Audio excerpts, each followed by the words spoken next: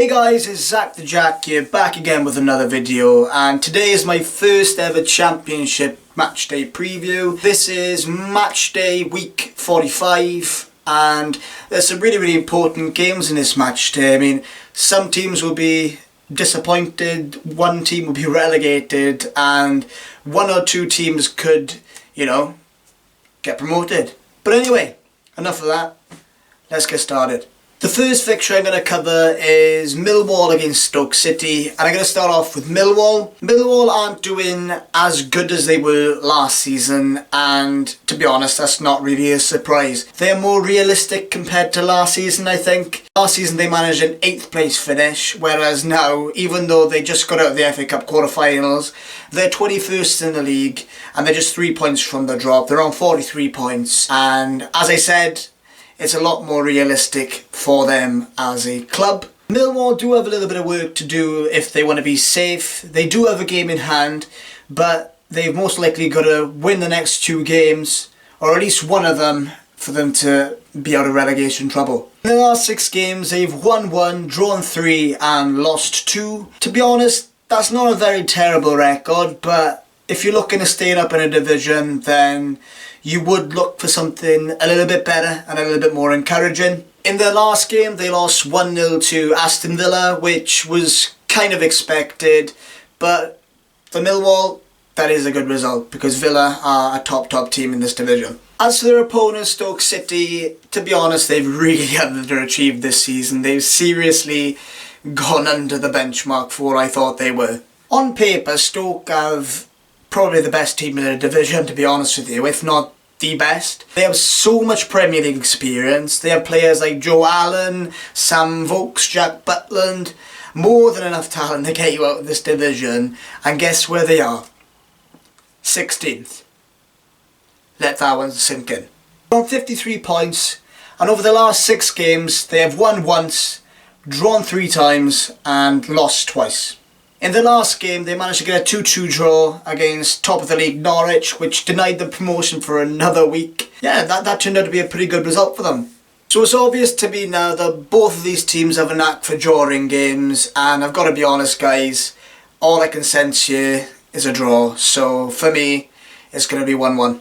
Next up, we have Birmingham City against Wigan Athletic, and I'm going to start off with Birmingham. It's safe to say that Birmingham City have had a funny old season. On the 22nd of March, Birmingham were deducted 9 points for breaching EFL profitability and sustainability rules. Talk about a bloody mouthful. That took them from 13th at the time to 19th, and from 50 points to 41 points. Right now they're currently 17th on 50 points, so realistically, they've not done too badly. They've only lost 1 of their last 6 games, winning 2 and drawing the other 3. Their last result was a 3-1 away win against Rotherham United. To top it off as well, they are mathematically safe from relegation, so compared to other seasons, this one's a pretty decent one for Birmingham. Moving on to their opponents, Wigan Athletic, they're also mathematically safe from relegation. They're 1 place below Birmingham in 18th with 48 points. Even though Wigan are safe, it hasn't always been that easy for them this year because they've been down there battling their way out for the majority this year. From what I've seen of Wigan this year, they are a fighting squad. They show plenty of spirit, and to be honest, I think they have more quality than just surviving in this league. I think they can hold their own in this division, no problem. Maybe they could benefit with 1 or 2 additions, but most importantly, I think that they need to replace Paul Cook. He has done a really good job there, Wigan, but having said that, I realistically think that he's taken them as far as he could take them, and they need a manager now with a little bit more championship experience and know how to kind of progress and get through this division. As for their last 6 games though, Wigan have won 2, drawn 3 and lost the other 1, which isn't bad, and again, they're safe, so I guess form doesn't really matter. Their thoughts would be more to next year. And their last result was a 2-0 home win against Preston, so all's good in the hood. On top of that as well, they managed a 2-1 win recently against Leeds United at Ellen Road as well, which is a really tough place to go. But on top of that as well, Leeds are pushing for promotion themselves. So that's a little bit of a scalp, that is. Having said that though, I think that Birmingham City are a completely different challenge. They're a different side and they're right menace at home. So I'm not expecting a Wigan win this time. I think that I'm going to have to go for a home win. So I'm going to project Birmingham 2, Wigan 1. Right, on to the next game now, and this one is a bit of an interesting one, to be honest. Bolton Wanderers taking on Brentford. I'm going to start off this one with the home team, and let's be honest, Bolton Wanderers have had an absolute torrid time both on and off the pitch. They're second bottom in the league with 32 points and were relegated on Good Friday after a 2-0 home defeat against Aston Villa. In the last 6 games, they won 1 and lost 5, with the most recent result being a 2-0 away defeat at Blackburn. Not only that, but Bolton have had a real tough time off the pitch, mainly with their hierarchy and their ownership. This season in particular, and over the last couple of years, has seen Bolton really have problems paying wages to the players, and to be honest, that's really disgusting to see. On the news today, I heard that the Bolton players could be going on strike if they don't get paid on April 30th. That would mean that they would not play the remaining 2 games. What you would think would be good news was on April 17th, Ken Anderson struck a deal for Lawrence Bassini, ex-Watford owner, to take over the club. But having said that, Lawrence Bassini wasn't the best of owners himself when he took over Watford. He had lots and lots of trouble financially there, and on top of that, he's been made bankrupt twice. So Bolton fans, I wouldn't hold my breath on him, but just remember to stay strong and that the good times will be back with you soon. On to their opponents, Brentford now, and they've had a real up and down season. It's been like Jekyll and Hyde. They aren't in any trouble though. They're 15th at the moment with 58 points. Their recent form shows that they've won 2 of the last 6. Their last match was really impressive though, because they won 2-0 against Leeds, who are again pushing for promotion. So yep, that's very good for all your Brentford fans. They did go on a little bit of a turbulent spell after Dean Smith left for Villa, but I think Thomas Frank got that under control, and now he's got them back to playing really nice, free-flowing, attacking football, so that's always great to see. Another strong point of Brentford's is that they have a talisman. His name is Neil Maupay, and he's managed 24 goals for them this season. Brilliant. He's without doubt Brentford's main threat, definitely someone for Bolton to fear and look out for, and a right steal in my opinion for any top club. As far as this game's concerned though, I think Brentford might have a little bit or a bit too much for Bolton, and to be honest, I can only really see this going one way. I'm going to predict a 3-0 Brentford win. Next up we have Bristol City against Derby, and this looks like a right tasty one, this does. Both of these teams are neck and neck in the playoff hunt, and this fixture really couldn't come at a more appropriate time, couldn't it really? Bristol are 8th in the league on 66 points, Derby are 6th in the league on 67 points, and both teams have a game in hand which could really help them moving forward. I definitely say that Derby County have the upper hand when it comes to form. They've only lost 1 of the last 6, winning 3 times and drawing 2. And the last result was an Easter Monday 2-0 home win.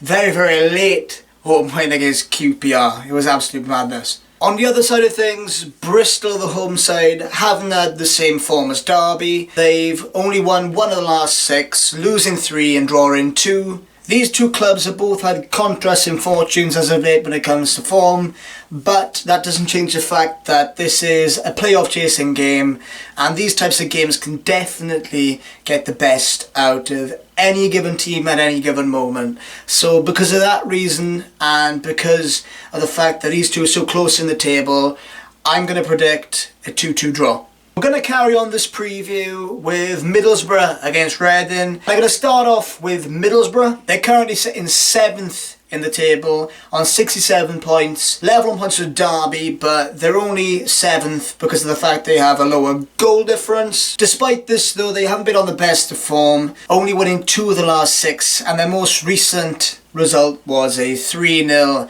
hammering against Nottingham Forest away. So compared to the other teams in and around the playoffs, Middlesbrough are the highest scoring sides. Reason being that Tony Pulis' systems are so rigid and old-fashioned, very little chances are really created. Having said that though, they have a very solid defence because of that, and they have the joint best defence in the division. As for their opponents, Reading, they have had a very topsy-turvy season. At the start of the year, they were very, very bad. They were in and around the relegation zone, more in than out. But as soon as Paul Clement left and Jose Gomez was appointed, they've eventually gradually improved, and he is responsible for 27 points in 22 games, which is a very good return, and they currently sit in 20th position on 46 points. They're not mathematically safe, but if they can get something from this game and other results go their way, then they're well on their way to being safe. During the last 6 games, they've only lost once,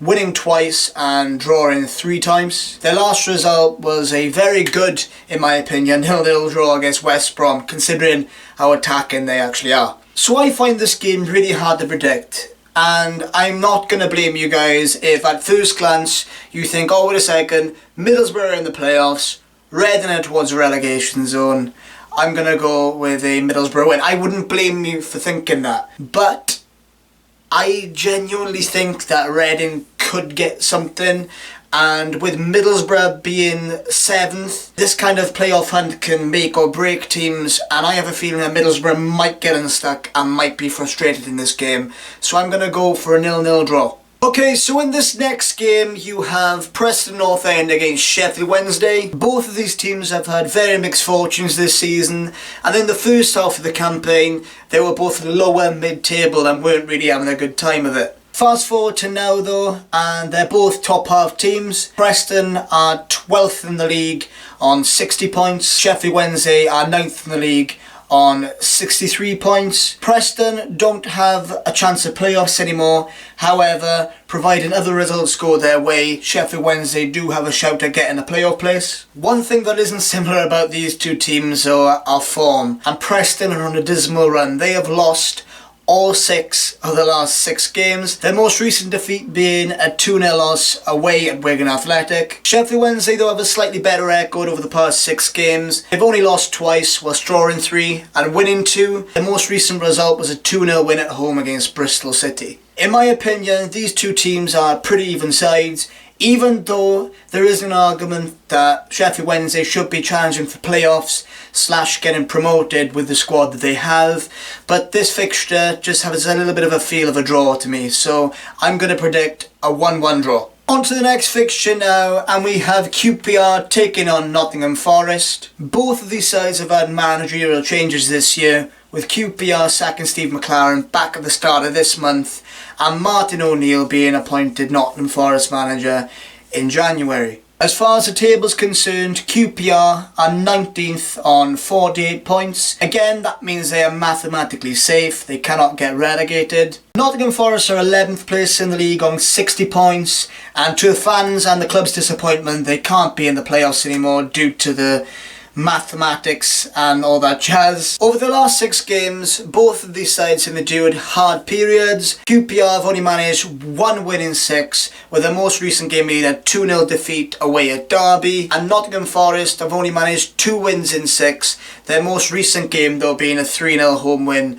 against Middlesbrough. I can't help but think that these two teams will be on the beach. This won't be a very good game, because both teams will be thinking more towards next year and next season, because there'll be more to play for then. So my prediction for this game is going to be a bore draw, and it's going to be 0-0. Right, so next up we have my team Swansea City taking on Hull City, and we're going to start off with my team, the Jacks. So as you probably know, Swansea City were relegated from the Premier League last year. Having said that though, they've gone a completely different way compared to the other 2 teams that went down with them, and they've just gone for a complete overhaul. It was probably more a necessity than a choice, because of the fact the wage bill was too big for both us and this division, and we do have owners that don't go down well with us fans. There's been various protests and everything. Having said that,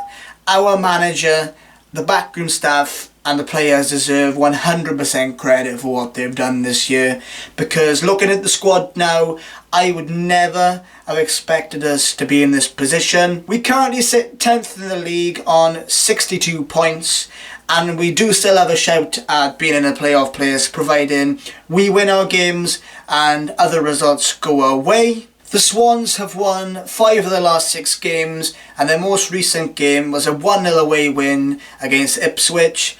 And might I add, that was the most boring game I've ever witnessed in my life. As for Hull, like my club, they've had a very up and down season. They started off this campaign very, very poorly. Up until Christmas, they were hovering around the relegation zone, and no one was sure if they'd survive, let alone be where they are now. They currently sit 13th in a division on 60 points. They don't stand a chance of playoffs, and they really have nothing to play for, to be honest with you. When it comes to their last 6 games, it's been a very mixed one for them. They've won 3 and lost 3. The most recent result was a home defeat, a 3-0 home drubbing against Sheffield United, which is very encouraging for me. Ooh.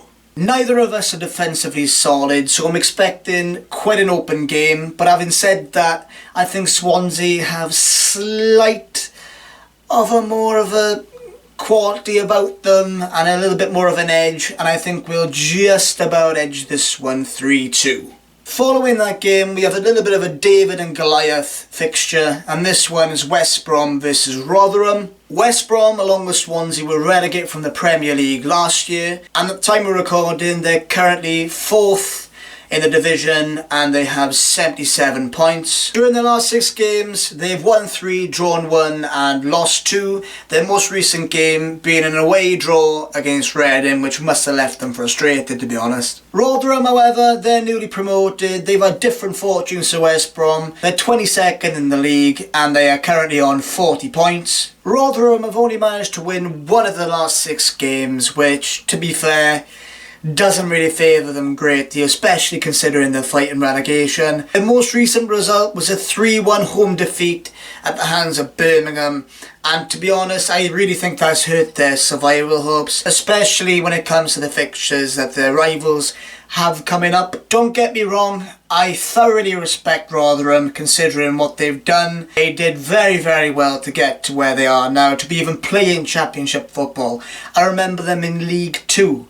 They were in League 2 with my team, Swansea. They're in League 2 with us. And now it's kind of shocking that they're even in this division. But unfortunately, all good things must come to an end at times.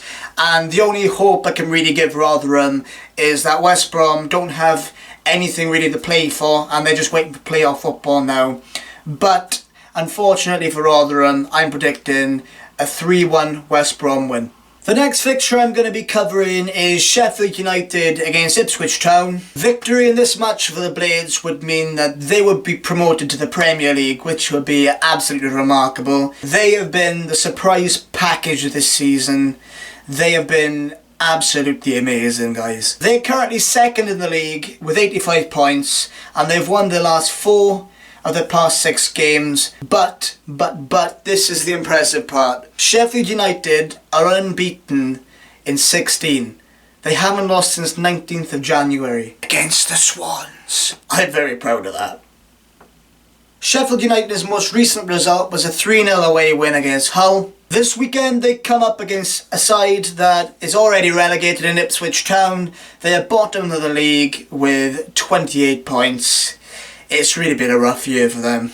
In Ipswich's last 6, they have lost 4, drawn 1 and won 1. The most recent game was again a 1-0 home defeat at the hands of Swansea, which wasn't a very good game, to say the least. To be very honest, guys, there's absolutely no competition here, and I'm expecting them, after this weekend, to be a Premier League side. So I'm going to be predicting Sheffield United 2, Ipswich Town 0. Following the Sheffield game then, we have Norwich City taking on Blackburn Rovers. This could be an absolute huge occasion for Norwich City, because if they win this game and Sheffield United slip up, not only would they be promoted, but also they'd be going up as champions.